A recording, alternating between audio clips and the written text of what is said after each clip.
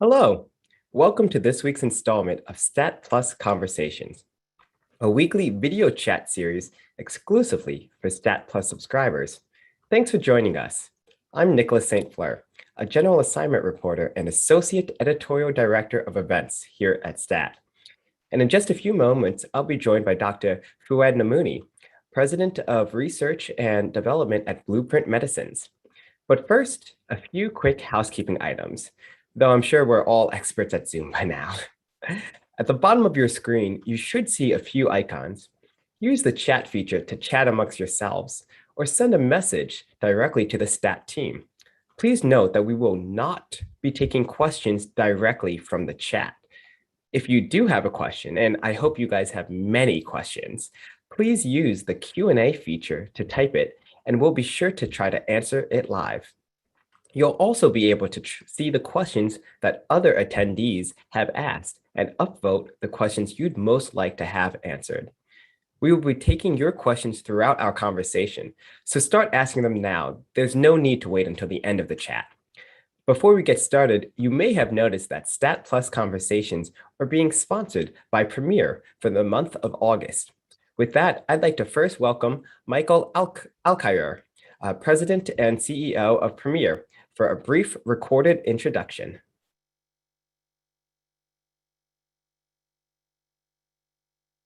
Hello, everyone. I'm Mike Alkire. I'm the President and CEO of Premier. Thank you first for tuning into the Stat Plus conversation. Premier is a healthcare improvement company that unites more than 4,100 hospitals and more than 200,000 other providers of healthcare in the US healthcare ecosystem. Our focus has always been to help our healthcare systems reduce cost, improve quality, and to collaborate around new healthcare delivery models. Today, Premier is incredibly excited to announce our new healthcare initiative called Pink AI. So you may be asking yourself, what's Pink AI? Well, Premier has a long-standing history of driving innovation within healthcare. Actually, more than 30 years of driving performance improvement along with our healthcare systems to, again, improve quality and reduce cost. Pink AI is a culmination of all that technology and data embedded into an intelligence engine that actually helps our healthcare systems and our providers provide the best care available. So Pink AI is all about putting the care back into healthcare. It's about leveraging our artificial intelligence, our machine learning classifiers, our natural language processing, our predictive analytics, our clinical decision support, our clinical surveillance, and building out protocols that actually help improve quality while safely reducing costs. From an adjacency standpoint, we also want to leverage that capability to actually power our Contigo Health initiative, which is our initiative to help our healthcare systems work more directly with employers. So the concept is to build out that technologies to help standardize the way that care is being provided to employer populations, to help drive out what's the best protocols to be utilizing depending on what the diseases are. We also believe that Pink AI will continue to help our life sciences business, which is working with pharma in real-world evidence studies, as well as patient identification and patient activation. We believe that technology at the point of care will give clinicians yet another opportunity to ensure that patients have exposure to the best trials that are possible. So Pink AI is already delivering on the potential of intelligent healthcare transformation by helping our providers recover revenue with AI-enabled coding accuracies and delivering evidence-based guidelines in the EHR workflow to provide better care. So we're incredibly excited about Pink AI, and we really do appreciate the opportunity to share with you what we think is truly an industry-changing capability.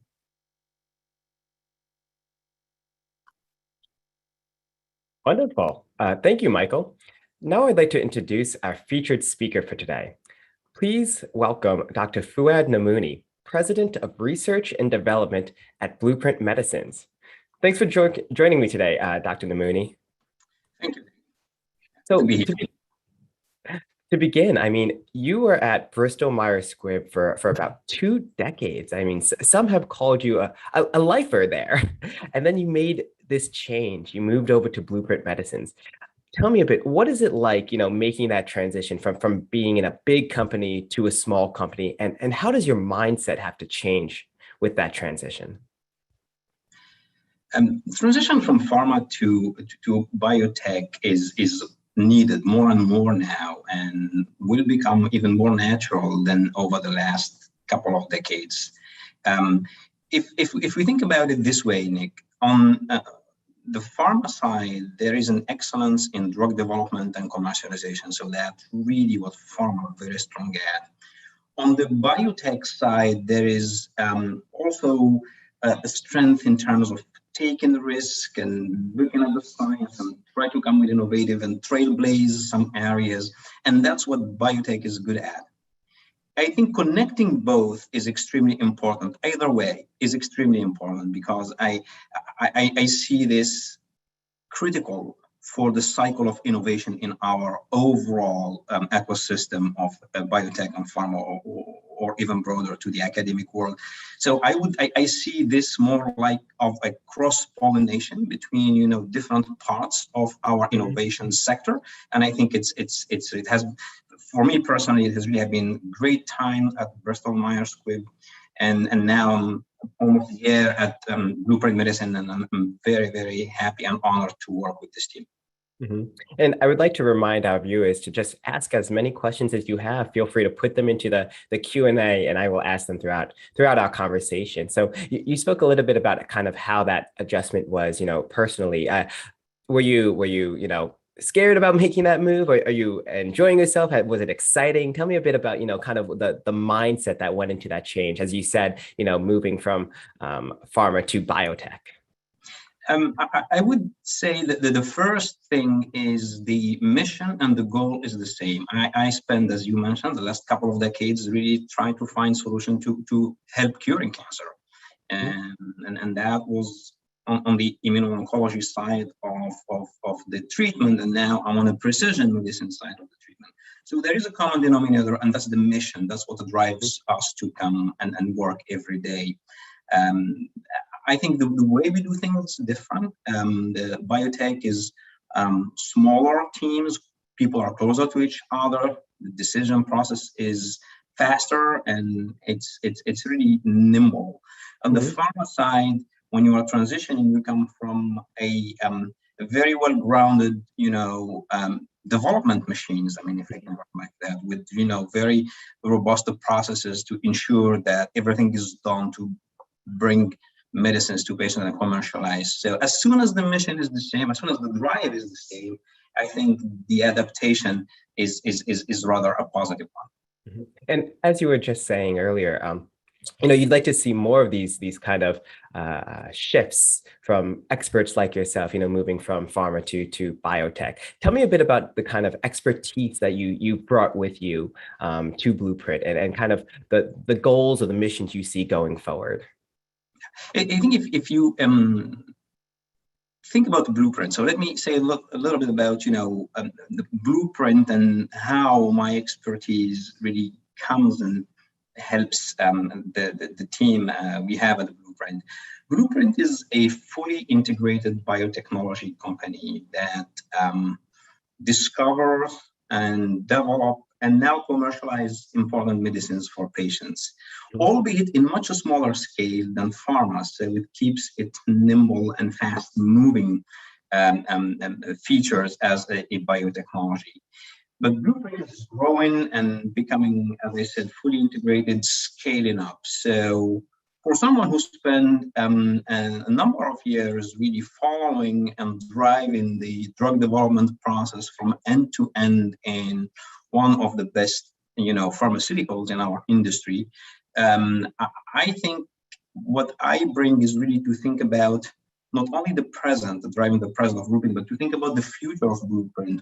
How are we going to continue to make Blueprint a successful company and scale it up to a level where we start, diversifying our platforms, developing our teams, and growing as a biotechnology. Mm-hmm. So, keeping in line with this change, this big career change that you made, you're kind of changing also within the field of oncology. Going from immunotherapy to targeted, precision medicine. Tell me a bit about the mindset change there as well, and a bit about the promises of targeted therapies. Yeah. As I mentioned earlier, I think the reason for all this, whether it's precision medicine, whether it's immunotherapy, is really our common enemy, cancer, in the space I work in. So the drive and the mission is the same. The tools are different. The way to tackle it different. I spend immunotherapy for, I'm sure most of our audience are familiar with immunotherapy of cancer. It's really using tools to reinvigorate the immune system that we have, our own immune system, against cancer. Doesn't touch cancer directly. Precision medicine is really to look at what is driving that given cancer, study it, understand it, make medicines that target that driver for that specific cancer, and then get rid of it. And that's really an approach that, if you put it side by side with immuno-oncology, is very complementary. Each one comes to the cancer management from a different angle, but together they probably will synergize. And what we do more and more in the precision medicine field, it's not only that we are looking at what drives cancer and try to use it, but also make sure that our drugs and our molecules are so selective, so specific to generate activity with not having a lot of toxicities, so we can do more and more of it. So for people who may not be, have an expertise in oncology, but, maybe they have a loved one with cancer or they themselves have cancer, how do you explain to them a bit about the differences between, targeted therapy versus immunotherapy? They probably heard of immunotherapy, but they want to know what one does, what might be the benefits of one approach versus the other approach. How do you explain that to someone, who has this kind of general background? Yes, I would say so. Both goals is to target to really cure cancer or tend to cure cancer. On the precision medicine side, what we do is we understand what is behind the cancer and go and try to target that reason behind the cancer within the cancer and block it. So the cancer doesn't grow, the cancer basically shrinks. And when the immunotherapy is a different story, our immune system is a very powerful tool. I think we understood this with, now we are, fighting viruses and things like this. We have a very strong immune system. And the immune system is also supposed to get rid of anything that is not normal, like cancer. The immunotherapy is really using that immune system to boost it, to reinvigorate our immune cells to go and kill the cancer. But you can think, for someone who has cancer, and unfortunately many of us have seen and knew of people with cancer around us, and we all want to join forces to fight this terrible disease. All these tools, I would say, are extremely important, and synergize, putting them all together, I really think that's probably how we're going to continue to make progress in cancer. One of our viewers, Natasha Bonat, asks, how will targeted oncology medicines change how pharma needs to engage patients globally, not just in the US? This is a very important topic. I really think knowing what population of patients are suffering from a given cancer with a specific feature that what I call the driver behind that cancer that some patients have and others don't have. Is the difference between what drives cancer between patients and type of cancer, I think is extremely important, because now we are educating physicians on how to go and find these cancers, how to do some testing to know what is driving cancer in these patients, making more testing for these genetic drivers for cancer more available globally, educating on that. Patient advocacy and patient groups have been really, in our experience at Blueprint, very instrumental and critical to what we do in terms of reaching out to the broader community that have that specific cause of cancer that we are going after.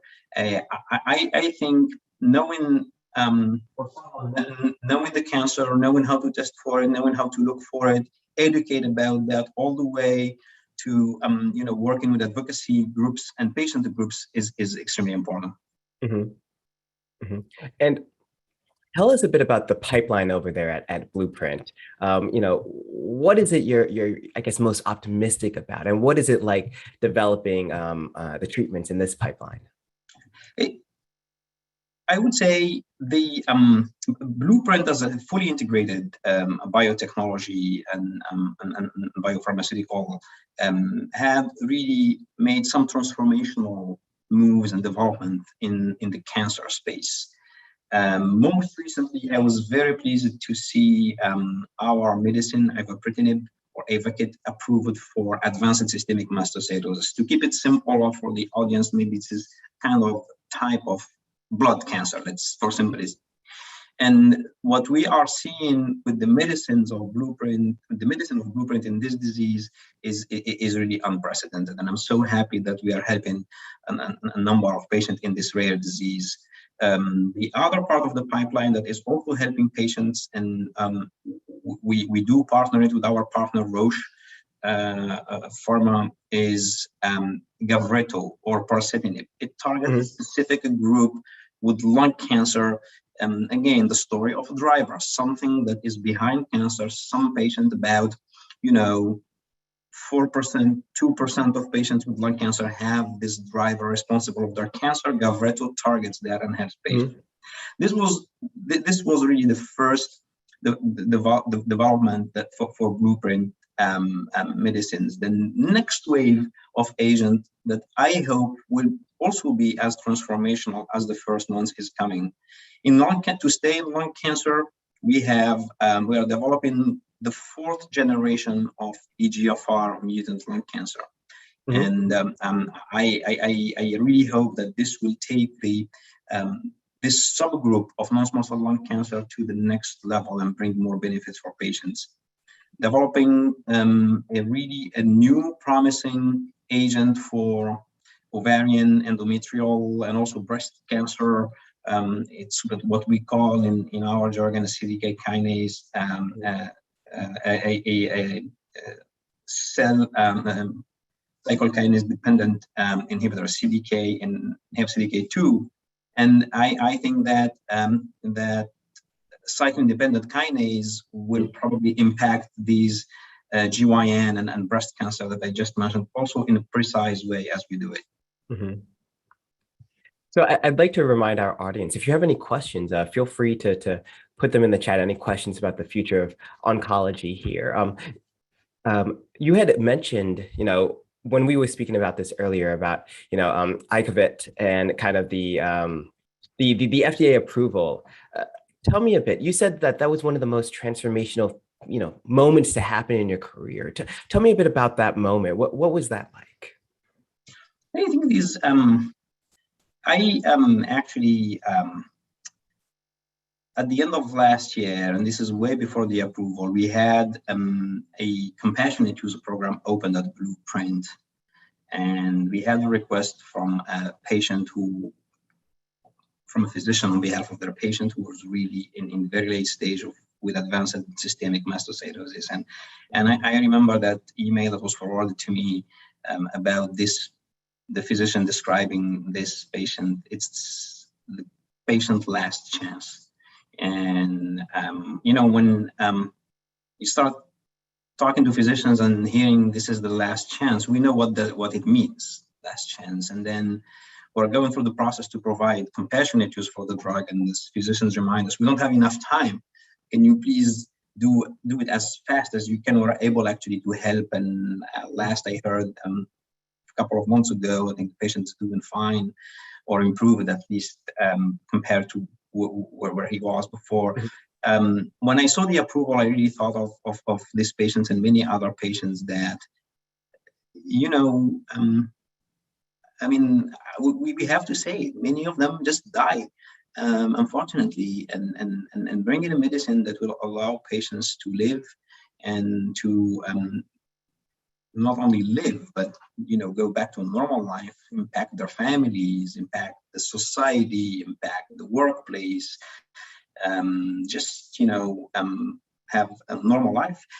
I think for me that's the feeling of asking about the feeling was really a rewarding feeling. Like, wow, this is what the teams at Blueprint were able to do with obviously the investigators, the patients, the health authorities, everybody, came in, all hands on deck to make this happen. Do you feel being at Blueprint that you are maybe closer to patients in your role? I mean, how far removed are you? Do you feel like you have better insight to kind of how they are dealing with their issues, with their diseases, with what you're trying to help treat? As you said, you got this email from the doctor. Would that sort of thing happen back when you were at Bristol Myers, or is this something somewhat new to you to really kind of hear how the patients are doing with the treatments that you're providing? This is something that happens all the time to a different extent, whether when I was in pharma, whether now I'm at Blueprint. When you have medicines that are active and they are really helping patients in clinical trials and the data are supportive, they create hope for patients even before approval, and patients want to get access to these medicines.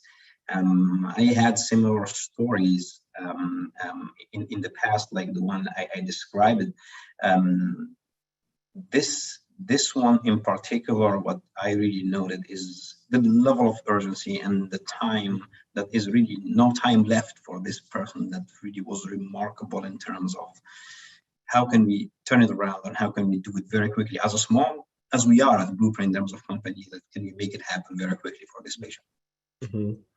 And talk to me a little bit about, Gavreto. Right now its use in lung cancer. Just tell me a bit about, what your optimism is about that drug. And I understand as well that, it might have implications for thyroid cancer. Could you explain a little bit about what this drug is, why it's different from other things in this space as well, and what your hopes are for it going forward? Yeah. So there is a driver of cancer we call RET, R-E-T, and it is responsible for some cancers, most frequently non-small cell lung cancer and medullary thyroid cancer, and some other types of cancer rarely. And what the team did at Blueprint is really to come with pralsetinib or Gavreto that is very specific to this driver for this specific cancer. This cancer is very rare. The patient with lung cancer with this feature or driver responsible for their lung cancer and for their thyroid cancer, there's a very small fraction. It's really single digits, and about 1 to 3%. And the idea of being able to go to these patients and give this activity, this active medicine, and see that lung cancer shrinking when everything was tried before for this specific lung cancer, like chemotherapy, immunotherapy. I think it's one of the best examples when you are with the precision medicine, knowing what's driving the cancer, targeting this cancer, and having a direct effect as we see it. I think the future, not only for this driver, but for other drivers, is really bright, in my opinion. It is also taking us to new era of physicians looking for these mutations and this testing to the tumor more and more testing is happening. So much better understanding of what drives cancer is happening now. Mm-hmm. And can you tell me a bit about, I guess, the impact of this drug, what you're hoping to see? I mean, I know it looks like it's kind of on the pricey end to me, at least, at about like $19,000 monthly. Tell me a bit about, the pricing of the drug, but also in terms of what kind of benefits, why someone would want to take this over any potential alternatives that are out there in the market. I think the benefit that precision medicine drugs give to a very small fraction of patients in disease. If you think about lung cancer, every year in the United States, we have all in all a little bit more than 200,000 cases. We're talking about, as I said, 1 to 3%, it's a very small group of patients. But on the other hand, if you look at the activity, we reported at ASCO, the American Society of Clinical Oncology, earlier this year, more than 80% of patients who are treatment naive before any treatment have this type of cancer in this rare condition. More than 80% of them responded, and it's durable over time. I would love to see, as we have more follow-up of patients, how this is impacting their overall survival. And this very small of patient of fraction may hope for them is really they live longer. And the more we have data, the more we know about this. And I think this is one of the best examples of innovation, going to very small population of patients, looking at the drivers, having transformational medicine, creating this level of benefit is what I continue to hope for these patients. Yeah, thank you for that, Dr. Namouni. We have a viewer question here from AJ Sachs, who asks, what new therapeutic modalities do you view as the most exciting and promising for cancer treatments? I think for cancer treatments, we will, today we have, cancer treatment really sits on 4 strong legs or pillars, and all of them are extremely important. So those we knew from decades ago, surgery, radiation therapy, and now we have targeted therapy or precision medicine, and we have immunotherapy. I think where I see the most important things to do in research in cancer is to be able to look at new approaches to go and block or target some drivers of this disease that are very difficult to reach to or to target with the tools we have today. There are plenty of tools. I mean, I don't have a specific one that I like, and we're seeing a lot of approaches to really target some drivers of cancer. I think I see a lot of promise in precision medicine becoming more selective. At Blueprint Medicine, one of the things that we started doing, because we know how to do it, is to be able to make molecules that are so selective and mostly focused on the activity and avoiding the toxicity, that we can combine many of them together. We're doing this for our EGFR program. I can see some promise of maybe the next generation of cell therapies in the space of cell therapies. I see some very important strides in the new way to give chemotherapy, and that's what we all call the antibody drug conjugates, or ADCs. It's really how to get in the best and the most efficient way good amounts of chemotherapy to a specific cancer through a combination of an antibody and warhead that is chemotherapy. Obviously, we're going to see more and more progress together. I really look forward. For me, Nick, and for the person who asked the question, there is a technology, there is the platforms that we develop to tackle. There are plenty of them. But the most important thing that I would like to see more is that we come all together, all hands on deck, biotech, pharma, health authorities, and academic researchers, obviously, and make it an important urgency. You probably have the tools. They are not all put together the right way today. And the most recent thing I can think of as a successful story, if when everybody come together to do things, is the vaccine against COVID-19. We have seen record times in terms of vaccine development because health authorities, governments, academic, pharma, and biotech all collaborated together to make something happen for this terrible pandemic. Do you think it's possible to see collaboration on that same scale that we saw for the vaccine for cancer? I think cancer is not, unfortunately, not that rare of a disease, but today we are looking at it by, in pieces, I would say. I think, yes, I actually would call for more of this collaboration.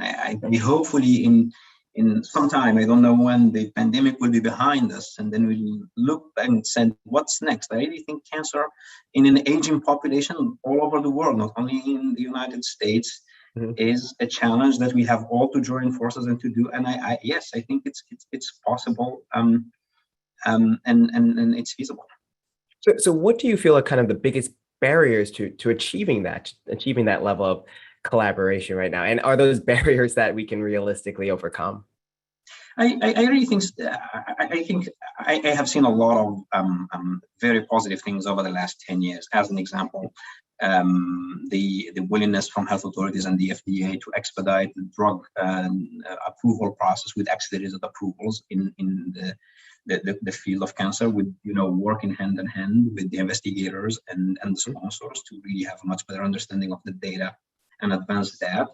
I have seen some collaboration across the industry, in particular in terms of testing patients and sharing safety data that inform all the sponsor players on some safety risks with their compound. So that I think from the academic world we see more and more partnerships than ever. I think the bridge is even more solid and more visible between the academic world and the industry and in the United States, the FDA, than we were able to see in the past. So I think this will lead to a very efficient and hopefully productive collaboration in the future. Right. And I mean, what other lessons learned from the pandemic or the vaccine development do you think a company like Blueprint could take away from this as well? And how was you're newish at Blueprint, of course. How has it been being at the company during this pandemic? Many of us working remotely and such. How has that challenge been as well? Yeah. So first, what we learned, we have been humbled by learning a new way of working, and I think we should really look at how we have been doing things under COVID for drug development and for research on drug development overall. We actually found out that there are things that maybe we did not need to do them, and maybe we can do them differently. We can do them more efficiently in terms of time spent on parts of drug development we do, and also in terms of what's the most important question that we need to ask and how much time and resource we spend on it. So I believe there are a lot of good lessons learned from the pandemic that really would impact efficiency and cost of drug development, no question about that. And then on a personal note, starting with the under COVID new role at Blueprint, I think if there's a place where this could have happened, I would say certainly Blueprint. It's a very people-oriented culture, very welcoming culture, and it's really a great place to work at in terms of you get very quickly embraced within I would say a family of team members, and the flexibility that we give to our talent, the importance when we are at Blueprint, we really believe that we have the assets, the molecules we make, a library of large number of molecules, but people who make them as maybe as important, if not more important, than what we call the assets in our jargon, or the medicines we work on. Mhm. And that's, important and rather unique. Very few companies think about, their talent and their people, like what I'm seeing at Blueprint, in particular in the biotech space. So all this really made my transition very very efficient and very nice. Yeah, thank you for that. And I would like to again remind our viewers, if you have any other questions, feel free to put them into the Q&A here. So going back to like the business side here of Blueprint Medicines, tell me a bit about, where do you feel your space or your position is in this space of precision treatments? Where are you guys? And then how do you stack up against your competition, in particular like Laxo? Blueprint Medicine is a leader in precision medicine, just by the nature of the science that drove to some medicines we've been developed and continue to really cultivate the strategy and the spirit of precision medicine. We go to help specific molecules or specific patients. What I would like to see Blueprint in the future, and it's a part of my work, is to continue to develop the pipeline that we have, probably diversify to additional platforms or way that complement what we have.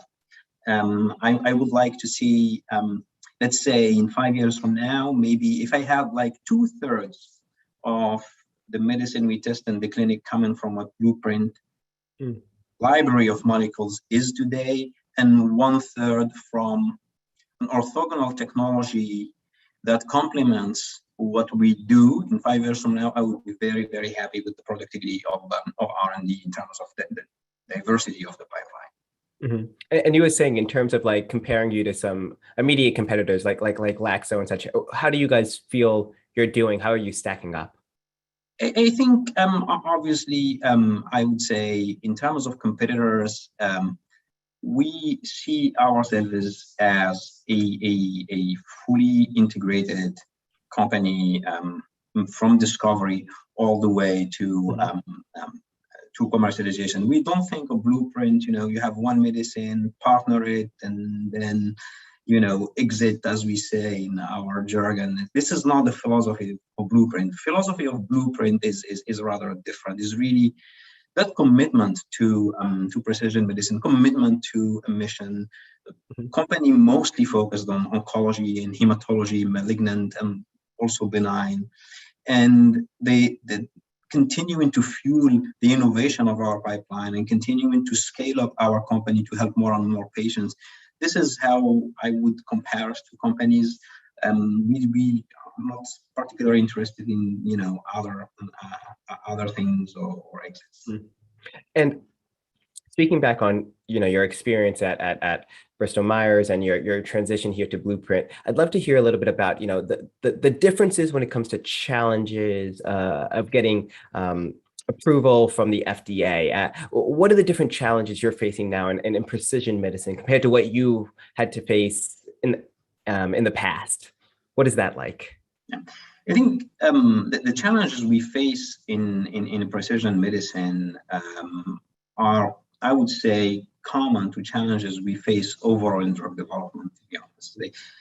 I think is, what is needed to have a very quick access to patients through approvals by the FDA. I would think it's slightly easier in precision medicine because you're going to a smaller population of patients. You know the patients, you know how to select them, you know how to detect them. And the activity of your compounds, you can judge it in a shorter period of time than, go in a large phase 3 looking for overall survival all the time, like in many other areas, including immuno-oncology. So that is, I would say, less of the challenges, but being able to put biomarkers together, to do the testing, to make sure that goes through the regulatory process, it's really very consistent with what I have seen in the past. So probably the precision medicine model has maybe a little bit less of challenges than the non-precision medicine model, but you need to have the right molecule that are designed for a specific subtype of the disease.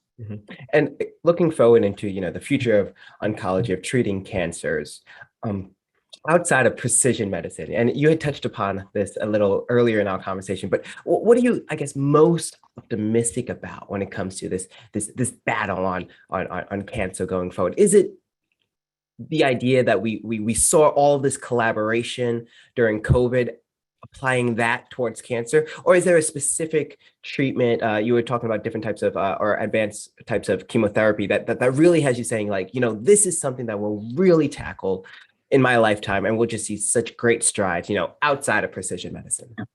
I would say connecting the dots, Nick. There are a number of technologies happening, and I described a few of them earlier in our discussion. And then each company can take that technology and go with it and push it all the way to the end successfully most of the time. I think we need to connect the dots on putting all these together. And I think the future will need really connecting the dots between all these modalities to treat and how to be able to put them together to sequence them while continuing to find the new technologies to tackle cancer. The other part I really think is important is dealing with the resistance. When we are happy with the medicine in cancer, unfortunately, sometimes after months and sometimes after years, cancer comes back. So that designing molecules that really are meant to solve the resistance to treatment problem is important. The last but not the least is prevention. I mean, I'm talking with the broader, oncology umbrella or hat now is prevention. I think we need to make sure with all the ability that we have in terms of gene sequencing and testing that we have, how can we detect easily cancer and how can we prevent cancer? I think that's important for us as a society. And finally, I believe it's Blueprint's 10-year anniversary, correct? That's right. What do you have, planned for the next 10 years, and what really gives you hope for this next coming decade? Yeah, I think for me, Blueprint in the next 10 years is a blueprint that is impacting more patients with more medicine and hopefully showing even more transformational data in the field of cancer, oncology, and hematology, and being able to continue to be the innovator in precision medicine with all the cutting edge tools that we can use for cancer. I hopefully will have in 10 years from now look back and say, wow, we probably for that specific cancer we provided the cure. With that, I think it's about time to wrap things up. Dr. Namouni, thank you so much for your time and for joining us today. And thank you to Premier for sponsoring and to our audience for tuning in. Again, we will be hosting Stat Plus Conversations on Tuesdays at around 1 p.m. Eastern Time each week. Be sure to sign up for our next chat on August 17th, when my colleagues Casey Ross and Katie Palmer will be discussing a recap of HIMSS 2021. It'll be an interesting discussion, so I'm looking forward to it, and I hope you guys join us then. Thank you again to Dr. Namouni. This was a wonderful discussion. Thank you, Nick. Thanks,